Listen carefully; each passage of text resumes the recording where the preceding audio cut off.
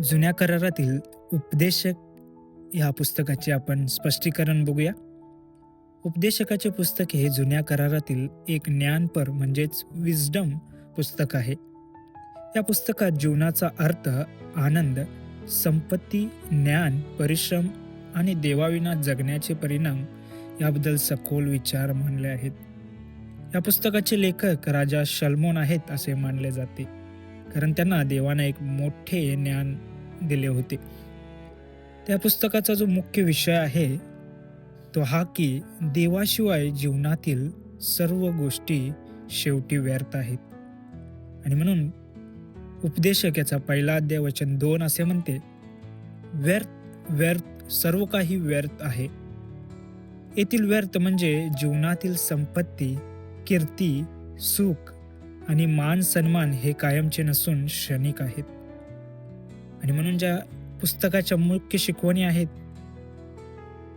त्या पहिली शिकवण ही आहे की संपत्ती आणि सुख कायमचा आनंद देऊ शकत नाहीत. पैसा, प्रतिष्ठा किंवा ज्ञान ह्यामुळे मनाला कायमचे समाधान मिळत नाही. दुसरी शिकवण, जीवन अनिश्चित आहे. प्रत्येकाच्या जीवनात आनंद आणि दुःख दोन्ही येतात आणि हे सर्व काही आपल्या नियंत्रणात नसून देवाच्या नियंत्रणात आहे. तिसरी शिकवण, देवाने दिलेल्या आशीर्वादांचा आनंद घ्या. अन्न, कुटुंब आणि काम आणि जीवनातील छोट्या गोष्टी या देवाच्या देणग्या आहेत हे आपण समजून घेतले पाहिजे. चौथी शिकवण, प्रत्येक गोष्टींची योग्य वेळ असते. आणि म्हणून उपदेशक याचा तिसरा अध्याय वचन 1 असे म्हणते, प्रत्येक गोष्टीला एक वेळ असते आणि आकाशाखालील प्रत्येक कार्यासाठी एक समय असतो. पाचवी शिकवण, देवाचे भय बाळगा आणि त्याच्या आज्ञा पाळा. आणि ह्या पुस्तकाचा जो निष्कर्ष आहे तो उपदेशक याचा 12वा अध्याय वचन 13 वर आधारित आहे. तो असा की देवाचे भय बाळग आणि त्याच्या आज्ञा पाळ, कारण हेच मनुष्याचे संपूर्ण कर्तव्य आहे. आणि म्हणून प्रियांनो, आपण समजून घेणं गरजेचं आहे की जगातील गोष्टींपेक्षा आपण देवाला प्रथम स्थान देणं गरजेचं आहे.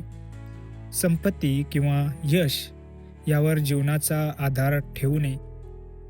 देवाने दिलेल्या प्रत्येक आशीर्वादाबद्दल कृतज्ञ राहिलं पाहिजे.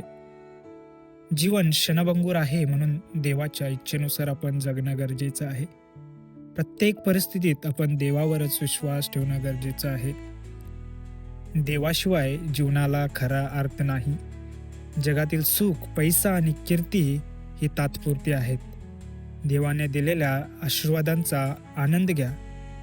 शेवटी देवाचे भय बाळगणे आणि त्याच्या आज्ञा पाळणे हेच मनुष्याचे खरे कर्तव्य आहे. आमेन.